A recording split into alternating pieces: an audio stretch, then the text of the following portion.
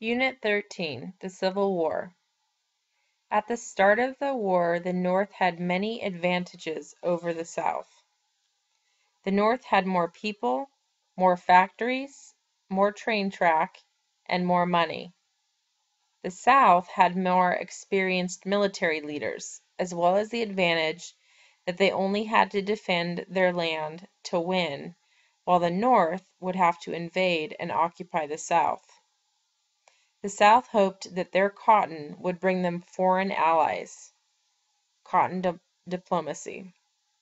Although guns and cannons were now much more accurate and faster to load, the military tactics of generals had not changed since the War of 1812.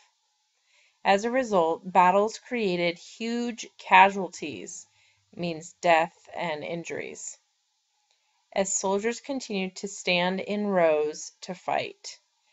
The Battle of Antietam created more casualties in a single day than in all previous American wars combined. Many soldiers also died of wounds or diseases. Naval technology also began to change as ships powered by sails and wind were replaced with ironclads. These are iron ships powered by steam engines. In the West, Generals Grant and Sherman helped the Union to take control of the Mississippi River and divide the Confederacy.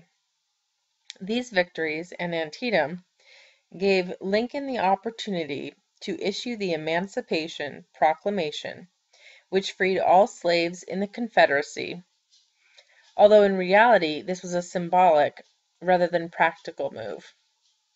However, the proclamation inspired many African Americans to join the Union Army, as well as others to attempt to escape to the North.